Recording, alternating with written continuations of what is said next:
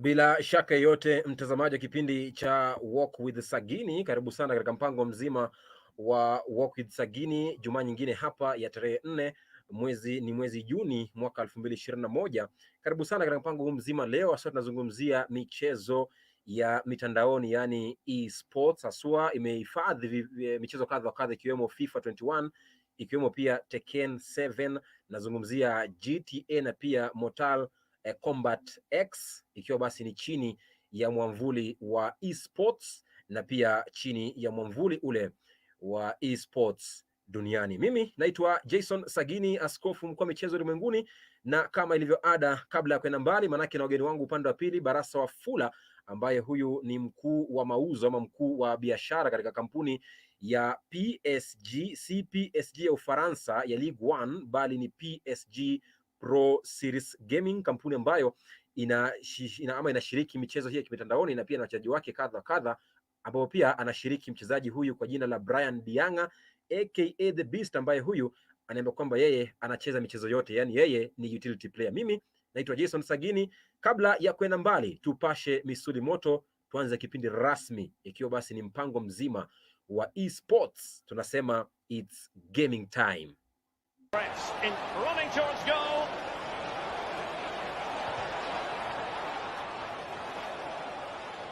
Well, you've got to savor such moments. Will it be? Ana, maliza game. Hakuna cheza. Nataka ucheze. Maliza mpira. Sasa nyekundu. Kwa nini unataka game? Unataka nyekundu. Shika. Hapana, cheza game. Arudie. Hapana. Mimi nimempa lingine rematch. Hapana, sio rematch. Hapana, maliza game. Shika game.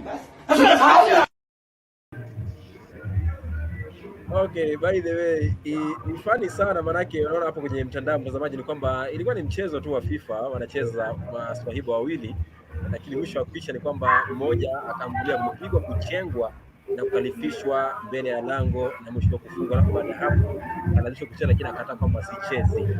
Inaitwa mizengwe na pasha misuli moto ndani ya kipindi hiki cha Walk with Sagini.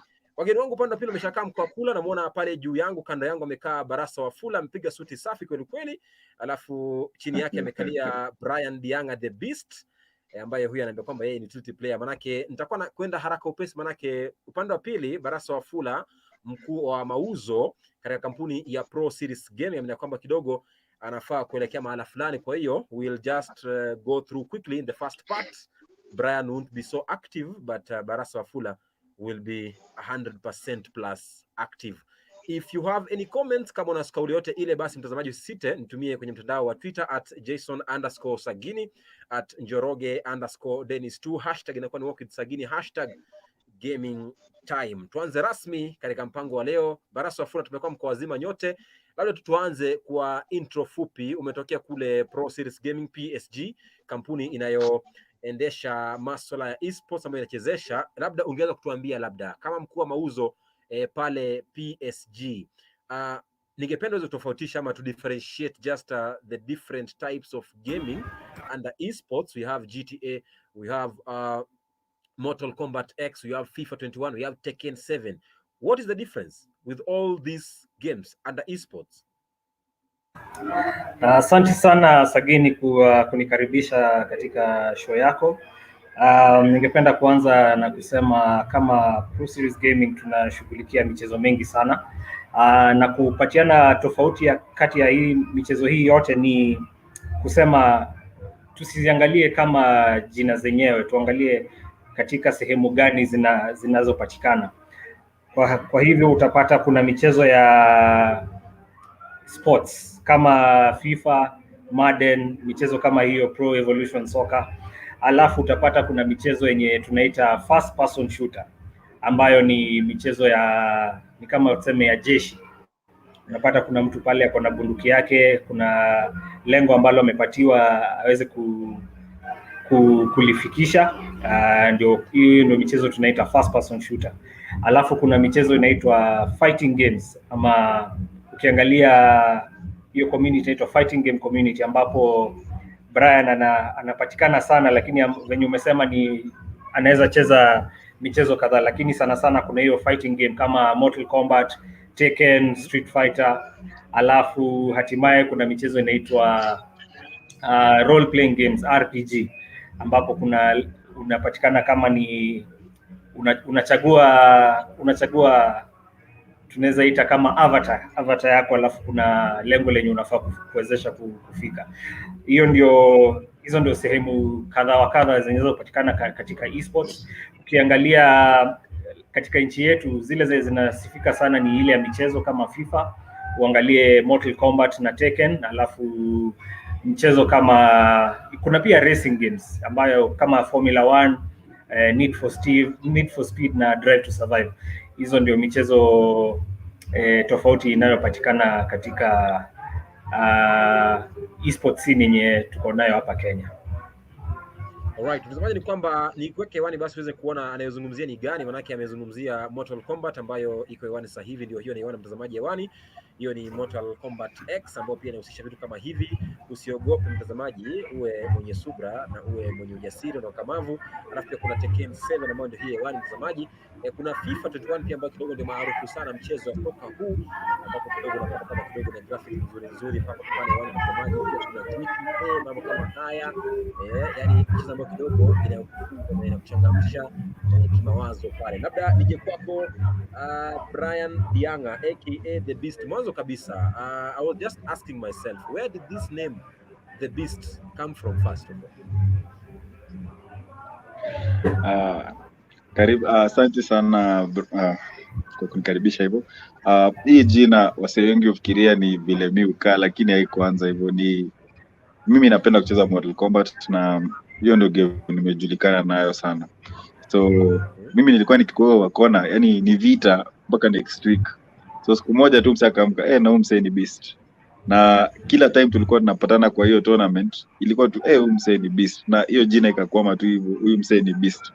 Then mimi nikasema, mimi nitabishanaje na wase, hiyo ni jina nimepewa. So nili embrace tu, nikasema mimi nitakuwa tu Beast mpaka until end of time, yani mpaka niko irrelevant na hiyo jina nitakuwa tu Beast. Na hivyo ndo nilichukua hiyo jina. Yeah. Alright, asante sana. Labda how did you join the game? Ulijiunga vipi? Imekuwa msafara mrefu. Kiswahili sio lugha yetu, but yeah, imekuwa msafara mrefu. Nilianza kucheza hizi vitu nikiwa mdogo sana. Then nikazoea tu. Yani mimi maisha yangu mingi ilikuwa based around gaming. Yani mimi mali ya PS sikuwa nakosekana. Unajua vile mabrayo wanajulikana, mimi sana nilikuwa nimejulikana juu ya games. So nili maintain tu hapa, nikasema acha mimi nicheze games. But around 2013 hapa nilikuwa YouTube, na kwa YouTube nilikuwa nafuata jamaa fulani anaitwa The Brand. So kile alikuwa anafanya ni anacheza game but anacheza tu story, yeye alikuwa anacheza professionally. So siku moja nikaona notification nasemaje kuna tournament, na ni tournament ya Mortal Kombat na sawa nashinda do. So vile mimi niliona hii nikawa like watu wanacheza hii game, si mimi ucheze hii game na wanashinda do. Nikasema kama wasa wanacheza wanashinda do, si hata mimi naweza do hivi. And that's how I ventured into pro gaming, na nikaishikilia mpaka leo tuko hapa. By the way, labda ulivyojiunga, labda what did you need? Anything that you needed for joining? One thing I discovered along the way is you need a lot of patience. So kwa sababu kabla nifike hapa, si ati nilikuwaga tu Beast pia kila siku. Nilikuwa najengwa, nilikuwa na gogo, hata mimi nilikuwa naiko kwa kona naita watu wengine Beast. So it has been a long journey. Tuanze na kuafford data console. Mimi ni msee nimejua kucheza game kwa gaming parlor. I mean, by the time I was able to own my console, hii nilikuwa ishaendelea mpaka I think I'd be in another level if I had this thing at home from the beginning. But unajua vile life manze ni kungangana tu, so unajaribu at least kufikisha place. So mimi nilijaribu tu like wacha nicheze nikuwe mnoma, nikafika point mpaka naweza buy yangu na nikaendelea kutrain kutoka home. So imekuwa tu journey refu in short. Like there was a lot of sweat, there's a lot of blood, tears yote. Yeah. Alright, labda nije kwake Barasa Wafula. Unmute yourself Barasa Wafula, naja kwako sasa hivi manake you are the head of business in Pro Series Gaming. This is a company that hosts esports games and also hosts players. So as a head of business there, maybe you can just tell us, what does PSG do in particular? Sagini, ningeomba uniruhusu niongee kwa kimombo ndio niweze kuelezea kwa kwa ukamilifu kile ambacho tunafanya. Pro Series Gaming is an esports brand. We operate within Africa, but we operate within Nairobi, but we serve Africa. So kama kampuni tuko na business model yenye inashughulika na, number one, we host tournaments, we organize tournaments and host them. Number two, we have merchandise that we sell. Tunauza merchandise kwa fans wetu. Number three, we host tournaments on behalf of clients. Kuna wale watu unaweza pata, kama kupatia mfano, mwaka 2019 tuliungana na Blaze by Safaricom, walikuwa wanataka kufanya tournament countrywide, so tuliwasaidia kuweza kufanya hiyo tournament. And then cha mwisho ni we create content around gaming. So that is what we do as an esports company. We have those different facets that we engage in. Alafu pia unapata kuna kampuni inaweza kutaka kujihusisha na gaming ili kuweza kufikia target audience yao ama vijana katika nchi hii. So we also help them by organizing experiential engagements penye wanaweza kuja we set up a gaming area. The different youth are able to come and engage with their brand as well as kupata kucheza games. So that's what we do as a company generally. Na hatuko Kenya pekee, tunashughulika na ku engage na gamers from across the African continent, kufikia Zambia, Uganda, Tanzania na hata saa zingine Nigeria.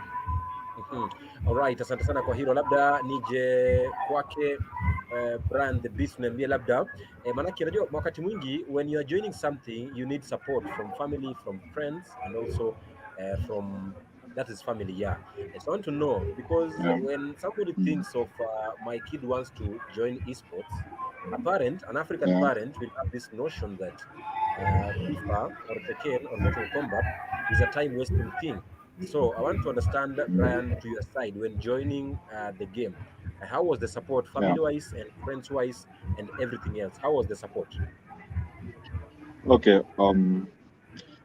I came from that age where parents didn't understand this, so nilionwa, nilipigwa, nikapigwa, but nili-maintain because I think I'm the only one who saw the dream in this.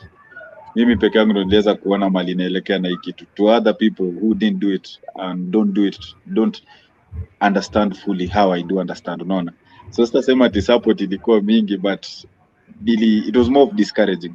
But sijui ni wale watu tulikuwa tunapigwa, unajua tu mabraya, unapigwa kidogo uliwe, but unaona umeponea uja dedi unarudi tu kesho. So it was especially me and my mom, because I was brought up with my mom. So sayote ilikuwa tu ni vita. Mimi naenda PS nikirudi ni wo, but eventually it came to a point my mom was like, hey mse, ito na uendi. I was able to make her see the person it made me into. So ilifika point nikikosa kuenda hata enda ananitolea mpaka ananisaidia kuchanga registration fee kuingia tona. So it was about just making them aware, and I think that's what I'm still doing to this day, trying to bring that awareness to especially the Kenyan parents, because people don't understand how gaming works completely. You know, people just see a game and it's like, yeah, hizo ni makatuni zinakimbia kwa screen, but there's a lot of dynamics going on. You need to understand a lot of things. For instance, if you can't speak proper English, you can't solve very small problems in the game, because most of the games are based in English, unaona. So first, hiyo ni shule. Number two, utapata hata like your reactions, your reasoning is a bit higher compared to somebody who doesn't game. So these are the things I try to kind of educate people, kufundisha wazazi na kuonyesha. Ndio, it can be addictive, sikatai, but kila kitu na limit. Ukipewa to the right limit, you become the right person or the best person you can be. So it has been an appeal. Like for me, it has been an appeal, whatever. Like I had to show my parent this can be something I can do and be a valid person in society, you know. Na tuseme nili manage, because tuko hapa leo juu nilikubaliwa na mamangu akasema wewe cheza. Yeah. Right. So I can say I got the best support at the end. Yeah. Right. Maybe on your side, Barasa Fula, in like 5 seconds, is there any harm if your kid joins esports or if he starts playing video games? Esports and gaming is generally very beneficial, but we always say kama kila kitu kingine, if you do it too much, it becomes addictive and it becomes hazardous. The same ukikunywa maji nyingi as much as tunajua maji ni mzuri ama chakula kingi, if you do too much of it, it becomes hazardous. Now, esports has its beneficial angle to it.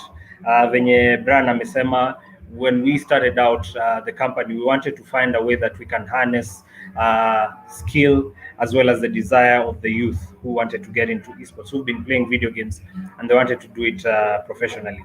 So you can take it as a career. Kuna watu wana join esports and they do it as a career and they're earning from it. Ukiangalia all the way from game development, kutengeneza hizi games, to selling wenye wanaziuza, to now the players who are playing the games, all the way to kuna vitu vingi vinahusika. To a broader extent, esports also involves a bit of production, kwa sababu kuna watu wanataka kuona hii michezo, kuna watu wanataka kuona vile unaenda kwa stadium unaona kandanda, ukienda kwa stadium unaona tennis ama magari ya langalanga. The same way pia ni esports, kuna watu wanataka kuona michuano hii, so kuna watu wenye wako involved in capturing, kuna cameramen, kuna commentators wale wanaochanganua michuano kadhaa, kwa sababu ukiangalia for example tukifika tunacheza na Beast, kuna mtu ana explain hizo moves, kuna labda kwenye audience kuna mtu aelewi Tekken vile inachezwa, lakini sasa hao wachanganuzi wanaweza ku break down the details of the game na uweze kuelewa. So esports is very beneficial, gaming as a whole industry is beneficial. It just takes the right amount of discipline na timing, kwa sababu hauwezi cheza kitu the whole day, lazima upatie time yake, upatie limit yake, just the way mwanakandanda ataenda kufanya training, pia esports athlete atafanya training yake. So it's very beneficial at the end of the day. All right, it's very beneficial. Usha mention benefits kadha pale, tutakuwa nazirudia hapo baadaye. Labda nije kwako bado niambie, labda kama mkuu wa biashara katika kampuni ya Pro Series Gaming PSG, what kind of equipment does one need before joining the game? So of course you'll need the platform where you're going to play. Kuna platform tatu zenye unaweza cheza video games at the moment. So there's something we call a console, what we know as PlayStation or Xbox. Of course kuna zingine, kuna consoles zingine, kuna kitu inaitwa PC which is your personal computer, kuna gaming computers zimetengenezwa, ama ukue mtu unacheza michezo kwa rununu yako, so mobile gaming. So you'll need one of those platforms to be able to join gaming. It depends on the different consoles or the different platforms cost different. Ukiangalia kama PlayStation 4 ama PlayStation 5 side, it's costing somewhere between 50,000 to 100,000 depending on who you're buying it from. PC gaming can range from 120,000 to even $1 million. Ukiangalia ni components gani zenye unataka kununua. Mobile phones, of course, we are more familiar with that. A simple mobile phone, you can get it from 10,000 and above, that can be able to play different games. So that is what you need in the beginning. Of course, the more you play, the more you become a professional at it. Kuna vitu zenye unaweza taka kuongezea that will help you become better. Maybe unataka kucheza video games ukionyesha wengine venye unafanya, what we normally call a streamer. So you are streaming on YouTube or on Twitch. So you need a camera, you need a certain kind of equipment to be able to do that. But at the basic level, vitu zenye unaweza hitaji ni hivyo zenye nimetaja hapo mbeleni, your platform which is either console, PC ama mobile phone. That's the basic entry for you to become a gamer. Right, asante sana kwa hilo. Labda you can just quickly take us through the business part of it as a company, because you already mentioned benefits to a player, the likes of Diang'a The Beast. But then, what are some of the benefits that you gain as a company from esports? So as an esports company, kuna, like I mentioned, there's different programs that we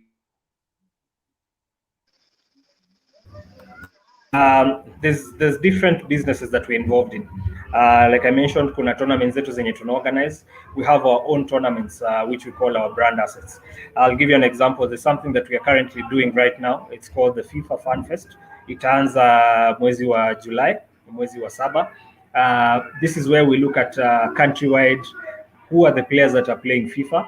They go through a preliminary round, alafu tunaweza kuwapeleka katika michuano hadi tupate mshindi at the end of of 3 months. Tuko na other brand assets like PSG Fatalis, which is a fighting game community tournament. We have something called PSG Elite, ni ile ya Nilimotion hapo first person shooters. And then tukiangalia upande wa tournament management, tukianza kusaidia kampuni zingine, we're able to work with clients to be able to deliver for them a service. Nikipatiana mfano, we just concluded a tournament that was hosted by Red Bull, which was called the Red Bull Campus Clutch. Mchezo ulikuwa Valorant, which is a first person shooter game. So you find kuna corporates wenye wanataka kufanya tournament, they don't have the know-how, or they want to engage someone external. So they engage us as tournament managers, and we're able to deliver that for them. Alafu nili mention pia kuna merchandise, tunauza vitu kama hoodies, t-shirts, jerseys, player jerseys. That's one of the other sides that we benefit from that. Alafu finally content. Watu wakicheza tuna capture hiyo content, and then we're able to stream that for the general public to be able to watch, and that's also another stream of revenue that esports inatupatia as a company. Alright, asante sana kwa hilo. Labda na kwenda mbio mtazamaji, manake kidogo nafaa nimwachie Barasa Wafula aondoke, manake kuna pale ambapo anafaa kufika. Kwa hiyo nakwenda haraka upesi, maana kidogo muda nao unami, ndio maana kidogo namweka pembeni Brian The Beast. Now you have players like Brian Diang'a. Now how do you scout for players and how do you sign players? So just to make it to clarify, as an esports brand, as an esports company, we are more focused on the tournament management. We don't really look for players. However, kuna different teams kama vile kuna Manchester City, kuna LA Lakers, different teams that play within the tournaments. Hao ndio wanatafuta gamers. So unaweza pata either tukiorganize tournament, different teams will scout and see who was playing very well, then they'll approach them or wapatie offer ya kuwa on their team. Alternatively, teams individually wanaweza organize pia tournaments zao, waseme this tournament is specifically for searching for certain gamers that we can include in our team. Nakumbuka kuna wakati team yenye Brand The Beast alikuwa anaongoza, inaitwa Rampage, walifanya kitu kama hicho, waliorganize tournament, na from there they were able to sign players. Na si Rampage pekee wamefanya hivyo. There are very many teams in Kenya. We're looking at guys like Masters of Mayhem, Mom in short, ukiangalia Watchmen, ukiangalia kuna team nyingi, Tribe Simba ambayo they exist within the Kenyan esports scene.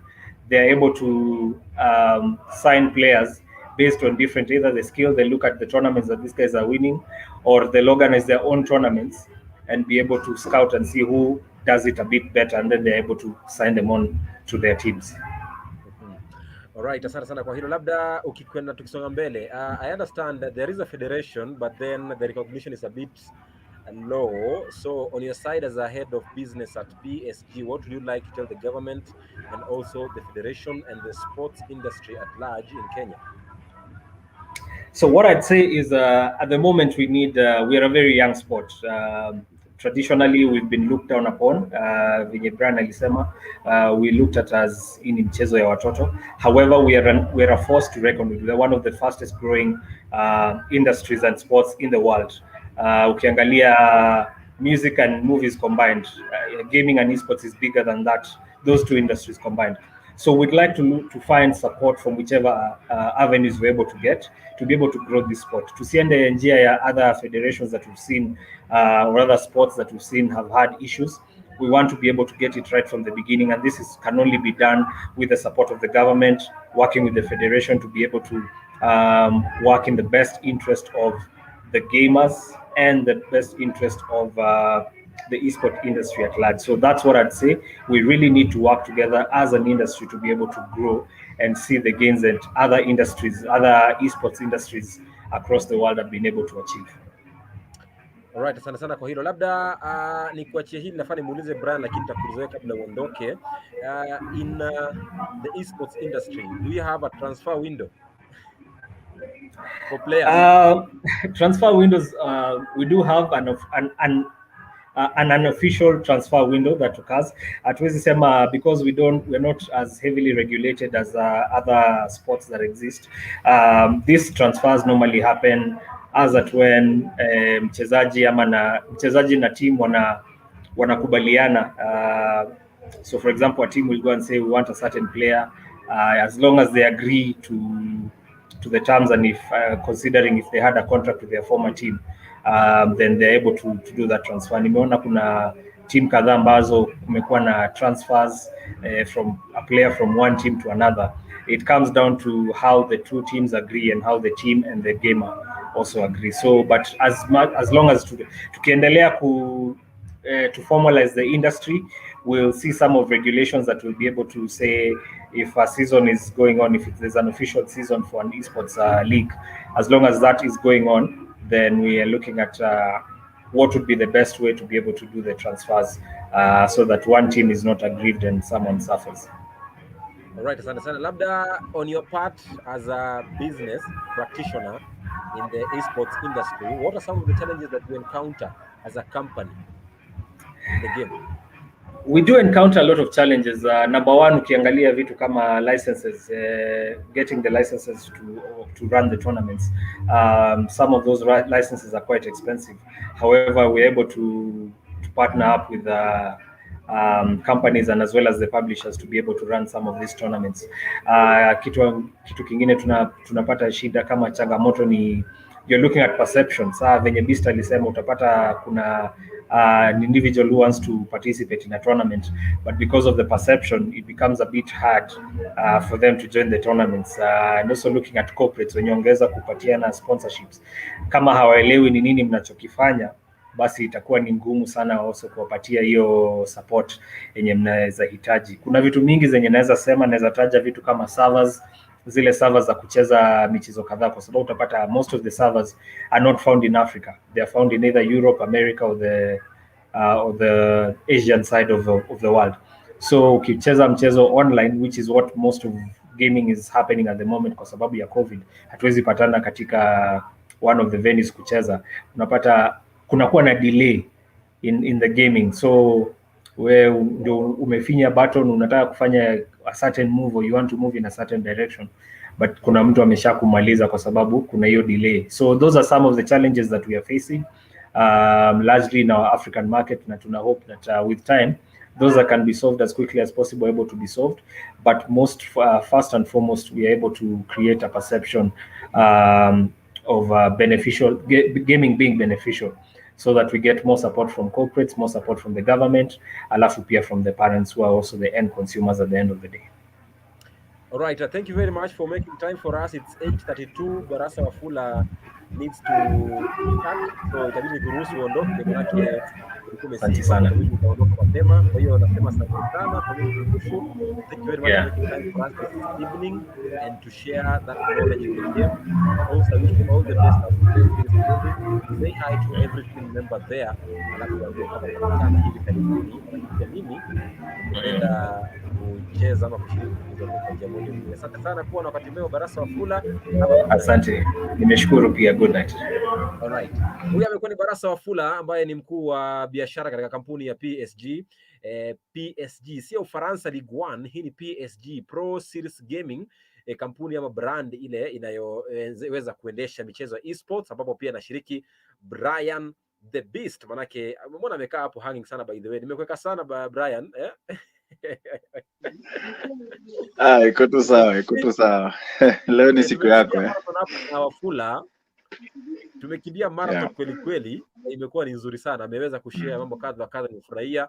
Na sasa ni upande wako uweze kutuambia kama mchezaji, manake wewe umeanza kucheza mchezo huu, wewe ni kama utility player, yani you play all these games, FIFA 21, Tekken 7, GTA, you play every game, MK, unasema ni MKX, ushacheza yote hiyo, yani you are a utility player.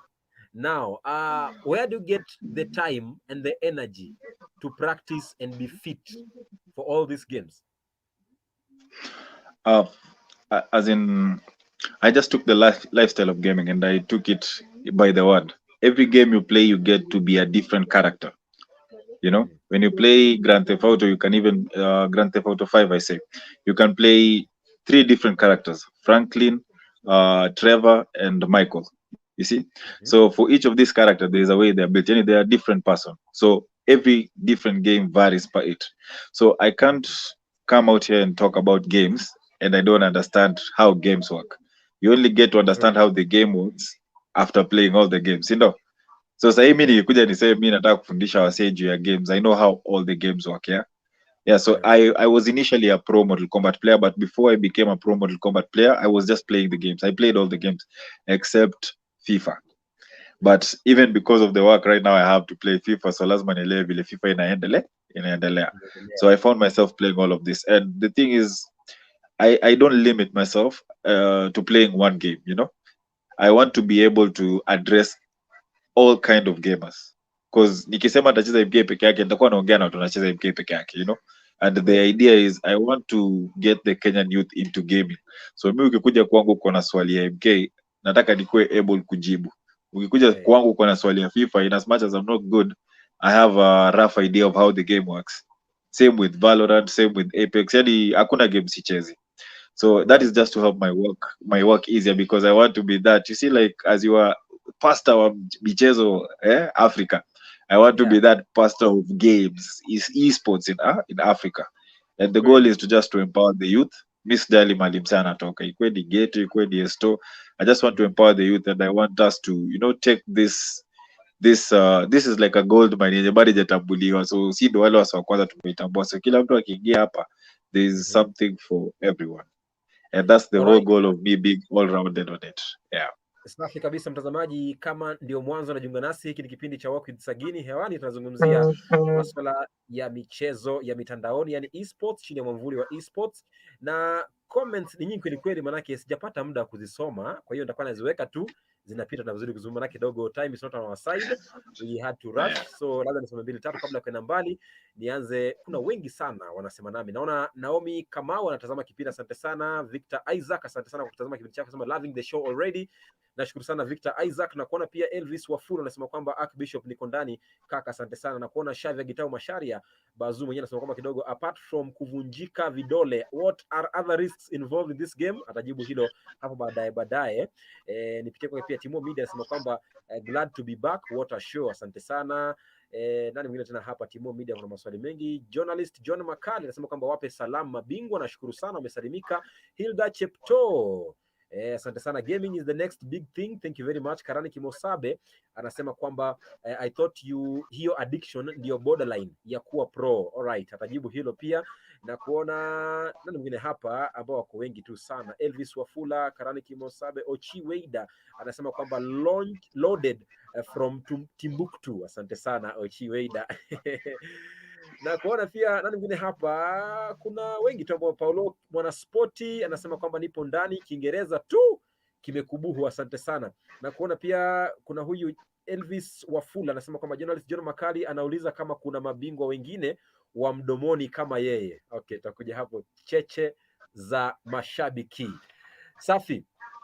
Okay, I understand that Brand the Beast, you are so much, or you are also a professional when it comes to photography, when it comes to graphics design, and also when it comes to fitness instructor.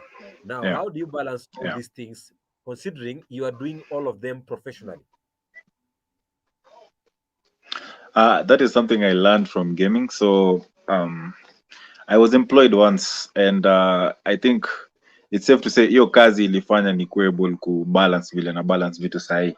So I worked as a hotel animator in Egypt.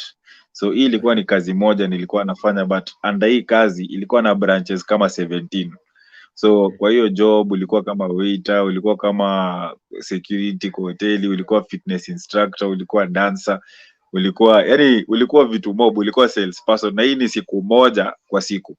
And I was doing this for like almost 17 hours a day for more than 6 to 8 months, almost 1 year. So from here, like nilikuwa able to do hizi vitu zote mchana moja. Nikajambia okay, naweza multitask hivi. Actually I quit the job because kuna time ilifika nilikuwa nimechoka, because I was sleeping like 3 hours only. and it's every day. So kuna time tu nafika brain yako imechoka na nikarudi home nikasema wacha nitulie. So after kutulia, like I said earlier, I want to embrace like I took gaming literally. I get to be different characters when I play different games. So I took this and changed it into real life. I said yani wewe ndo una limit brain yako. Ukisema unataka kujua kupika peke yake, unajua kupika peke yake. And then if you tell your brain unataka kujua kupika na ujue kudrive na ujue kufly, utajua pia, you know. So it's you who limits your brain on what you want to do. So me, I told myself if I get the chance to learn anything, I won't drop it because inakaa ngumu. Nitajaribu mpaka nijue. And that's how I ended up doing design, how I ended up doing photography, fitness, and I'm an art teacher. I can say in this small time I've got to live life, I've got to experiment on a lot of things. Nimekuwa mwalimu, yeah, I've done a lot of things. So I think it's back to gaming, and this is because gaming helps you to even multitask, you know. Our reactions, our perception in gaming iko tu juu kwa sababu in a game una fight na wase, you have to concentrate with a lot of things. There's a tank, there's a guy shooting at you, you have to duck, you have to run, you have to be able to talk and communicate with your teammates so that they even understand where you are. So I usually make a lot of noise kwanza nikidedi. So my neighbors are usually wanasikia tu nakufa bana, nakufa iko na kujeni mnisaidie, you get. So you get to be able to learn to communicate and a lot of things to gaming. So it's a whole list, but we can just leave it at it's gaming that has made me be able to learn a lot of things and actually be good at them. Yeah. All right. Some of the works that Brian Diang'a has done are here. You can see he's a very good artist. If I'm not wrong, this is your work, Brian, right? Yeah, that's one. Yeah. All right. A very good artist and also a very good graphics designer. This is at Kibra Kids Center. Yeah, so you can see him there trying to paint, and also he's a very good photographer as well in the industry, and he does all this professionally. So he's saying he can do all this professionally and balancing it at the same time with esports. Now we've talked about I asked, nimeuliza tu Barasa Fula kabla aondoke kwamba do you think there is any harm for your kid to start or to join esports? Now to you, do you think that esports is an idler activity? No, it's not an idle activity because you know your brain is working. Unaweza uliza tucheza FIFA, wakimaliza game huwa wamechoka na wamekaa hapo, wamechoka mbona? Because it's like playing chess, you have to think. You're not just beating somebody unless you're playing with people who don't know how to play. But when it comes to somebody like me, I'm in a circle of people who play these games better. Like kuna mabist hapa nje, like I told you, kuna wasa wananiita beast alafu kuna wale wanaita mabist, unaona. So when it comes to playing these people, it's about outsmarting each other, it's about reading, it's about trying to understand what your opponent is going to do before they do it, you know. So you're not just doing calculations for now for winning, you're actually trying to interpret what they are going to do before they do it and counter it, you know. It happens all around the games. For you to win, you must be able to think 2 steps ahead of your opponent, you see. So there is no day utakuja uniambia ni idle unless mtu ni msea kwa, like hata kama ni msea amejifungia kwa nyumba, yes, amekuwa mtu, you know, but there's an aspect of you using your brain and you get mentally tired. So uspo train, and if you don't even train your mind properly, you can't be a pro gamer or you can't game, because it involves a lot of you using your mind, your brain. So if you ever find a gamer that is dull, huyo si hata mse anachezanga games, because one thing is gaming goes straight to your brain and unaamka, like reactions, like lazima ufikirie. So before you get to the level uitwe hata beast ama champ, lazima ukuwa umechapa wase kadhaa na uelewe vile game inawaka. So I wouldn't call it an idler, an idler whatever, an idler activity.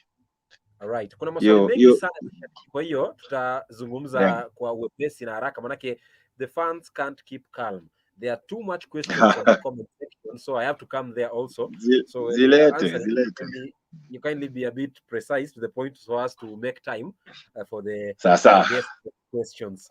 So amezungumzia hapa, Barasa Fula amezungumzia the cost of joining the game. Amezungumzia kuhusu kununua equipment kwamba ni maelfu ya pesa. Yani it's costly a bit because you cannot just wake up today and say I want to play esports without the equipment. You have to buy the equipment, and the equipment goes at thousands of shillings. So I want to understand, do you think or do you agree with the notion that esports is a rich kid sport or activity because it needs a certain amount of money? No, it's not. I'm not a rich kid. I'm not a rich kid, but here I am. Hiyo tu pia ni excuse. It's not a rich kid thing. It's about just you deciding that you want to do this and you find ways to help you do it.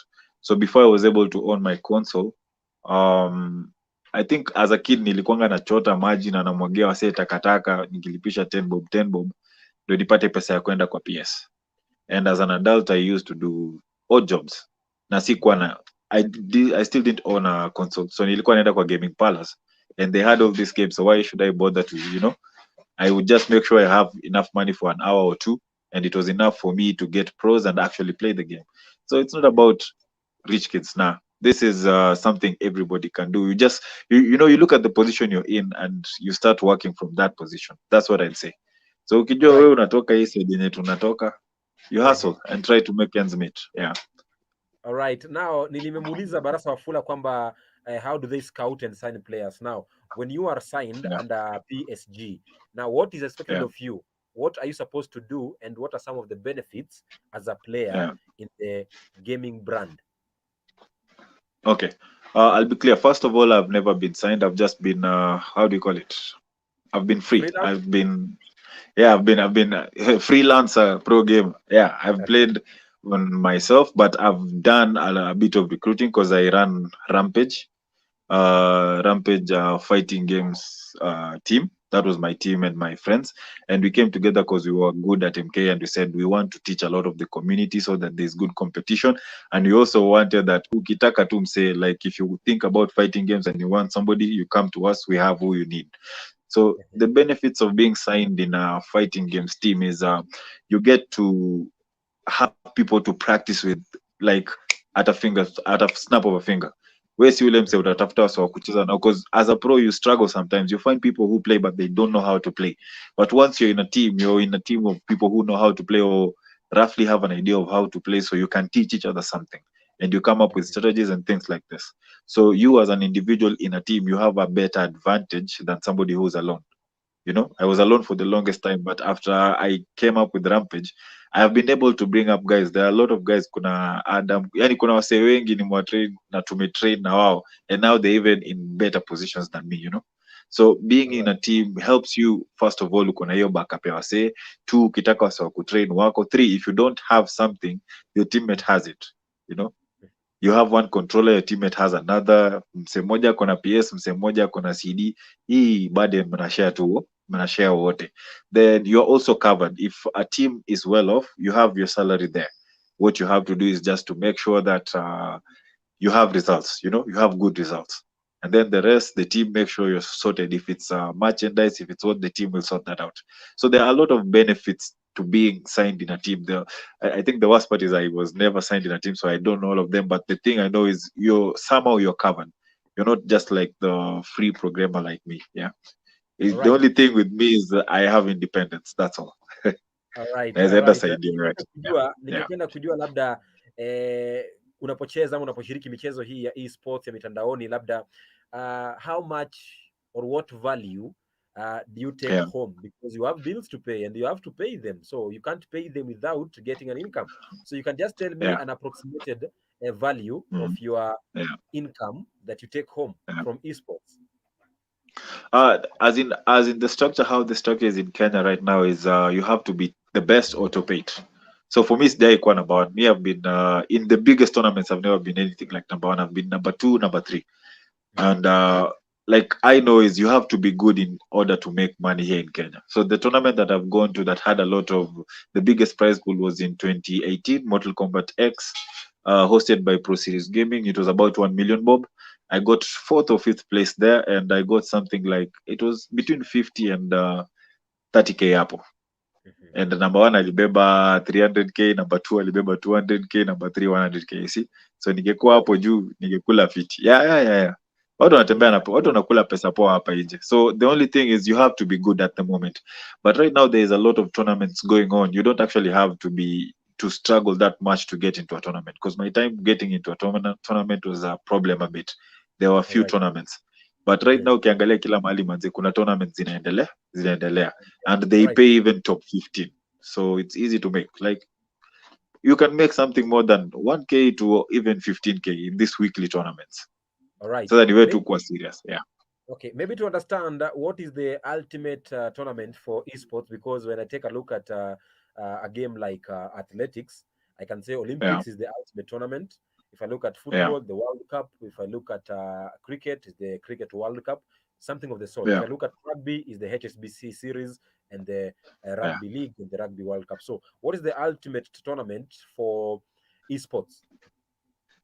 Manze, there are many. Kwanza they vary per region. Kuna ya South Africa, kuna ya Kenya, kuna ya East Africa, kuna.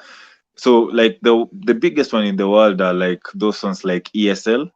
Mm-hmm. If you've ever heard of something like that. ESL, there is Combat Cup, there is Combat League. Manze, there are so many. Ziko mingi sana. It's only that is the culture we're trying to introduce here. Okay, Pro kwa hiyo Series si already moja. started doing this. Si moja bara ni mingi. We don't have like, we were already, gaming was supposed to be added in Olympic, I think this year or last year. But hii mambo ya corona ni nini, so, and then people have issues. Like I said, people perceive gaming in a different way, so it hasn't kicked off as it should. But there were plans to include esports in the World Cup. So hiyo All ndo right. tunaelekea huko by the way. By the But way, there we are are already getting big we already have big gaming events, if that's what you're asking. There are a lot of them. Man, I can't right. even mention half of them. Ziko mingi. We are heading. I was just coming there because I just asked Barasa Wafula on his take on the government and the sponsorships and the visibility, and also the support they get from the government and the federations. Now, maybe what's your take on, where do you think, or where would you like as a gamer, as a professional gamer, where would you like esports to be in the next coming years? First of all, I would love. It would be like, I don't know. It's a dream. Like gamers to run this thing. Usikwe sijui ni msewa art and craft na una head industry ya gaming. You don't understand anything that is happening there. So hii ni kitu inafaa people who are in the gaming industry, people who have a hint, people who have an idea of what gaming is, to run it, because at the end of the day we know everything we need. Mi niko sure there are gamers nikichukua tuweke pale nimwambie bro, you have this seat, able to lead, they already know what we need, but we have guys leading this, the whatever, they don't have any idea of what gaming is. You have to define to them that gaming is this and gaming is not betting. People oftenly compare gaming with betting. Betting ni naweza kuambia wewe ni aje, tuende tu bet, tuingize macoins pale, kuna bao moja tutashinda nayo pesa, you get. But I promise you, hakuna siku ile utaamka useme utakaa unishinde game na unishinde kama uja practice. Lazima uweke time. So you see, when somebody can't even tell this difference already and they are leading what we want to be our future, mi naona hapo ni fail. So until the time where people who are in the industry, who understand what is going on within the industry, lead it, we still have a way to go. But we are here to make that noise until we get what we want. So hiyo itakuwa kazi yangu. I just want to make noise until we get what we want. With the other fellow gamers, we're just going to make noise until we get what we want. The future is here with us. I mean, if we have shows like this, me and you right here, seated right here talking about gaming right now, we are making the right noise.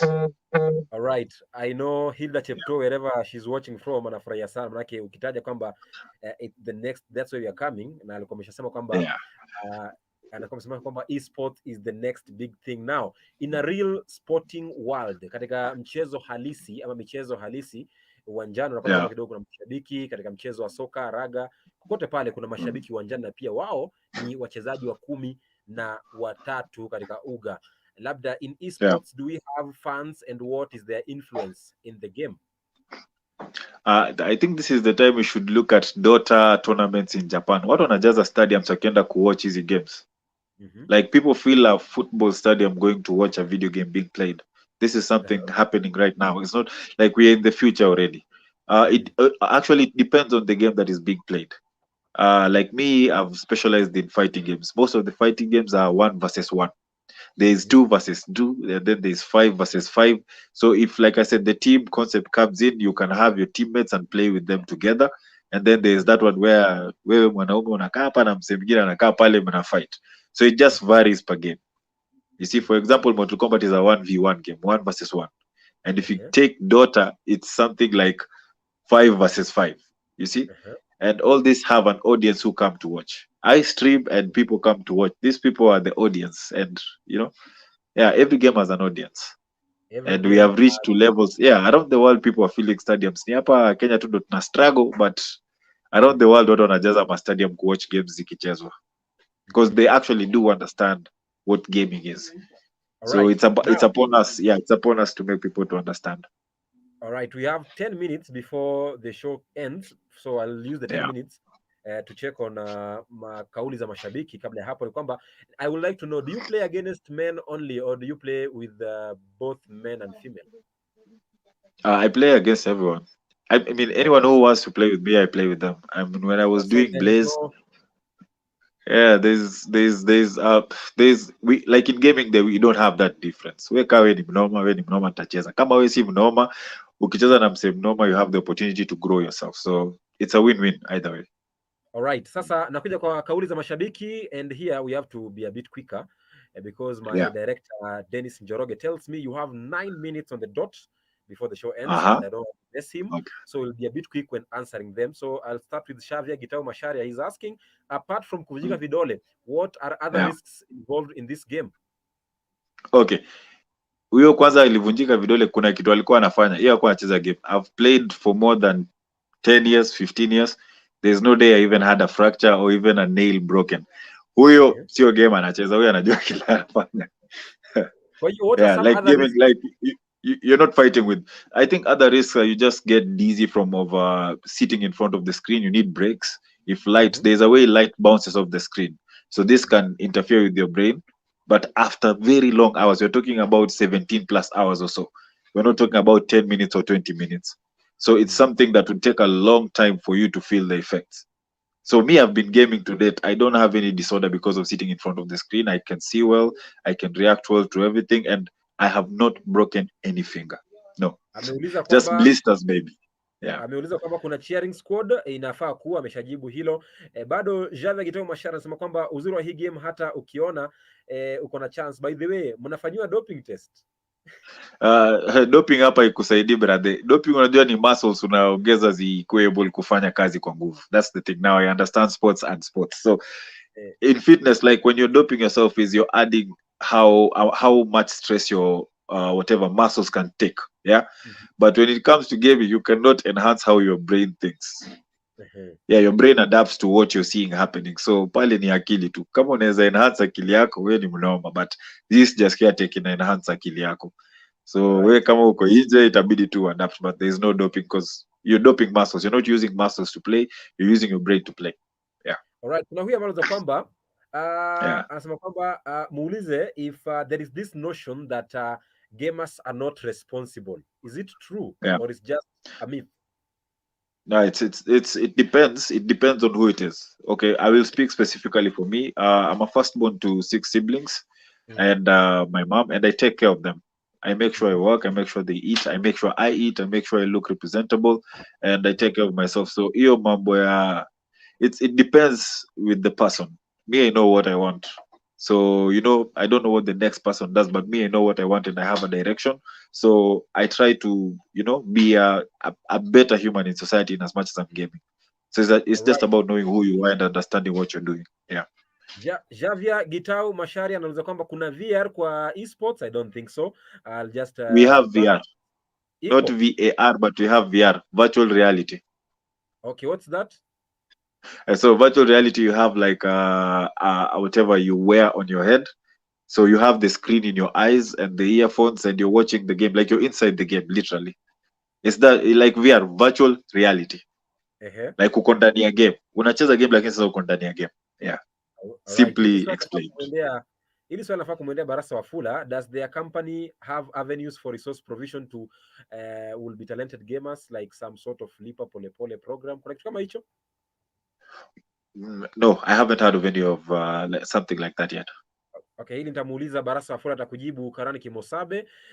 Nije kwake nani mwingine hapa. Kuna journalist Makani sema kwamba Jason Sagini uliza iwapo wamewahi patana na bingwa wa mdomoni. Those guys who they're just champions by talking. Kunao, najua kunao hawezi kosa, au sio? Wengi wako kila mahali. Hata mimi saa zingine nakuanga mmoja wao. Alright, asante sana. Ochikweda anasema kwamba who can take me to Europe currently? I need to sign for a second division team in UK. Okay, hilo si swali la hapa. Anasema kwamba kesho Stima Club. Okay, asante sana Ochikweda kwa hilo.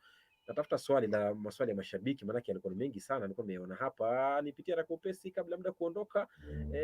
Kuna huyu being Hilda Chepto anasema kwamba being in a team you get endorsements, they cover your travel and completion costs, you get branded and have a bigger audience available to you as a brand, and some pay back salaries minus competition prizes. He's just trying to shed light on some people here. Alafu kuna wewe amesoma Shavia Guitar is asking gaming in a pre-season. Yes, inayo. Si umesikia kama sahi FIFA Fan Fest should be starting in July. Yeah, it has been a break since last year, so inaenda kwanza tena, so I'd assume that is pre-season, something like that. Yeah, it has. It's actual sports, just virtual. Alright, asante sana kwa hilo. Obutu Oirere Osengo Anelka, majina manne ya alafu kuna moja ya Kifaransa ya wachezaji kule juu. Nikwambia kwamba jiite jina la mchezaji wetu humu nchini, jiite hata Mugunya, tafurahia. Anasema kwamba kutoka maeneo ya Tasi ya Makasi Mashariki na wapata nahodha Jason Sagini na Barasa na Brian, asante sana. Ochi Weida nimekuona pia. Masuala ya mashabiki yameshaisha. Sasa mimi niseme tu asante sana wewe mtazamaji kwa kutenga muda kuwa nasi leo kwenye kipindi cha leo cha Walk with Sagini.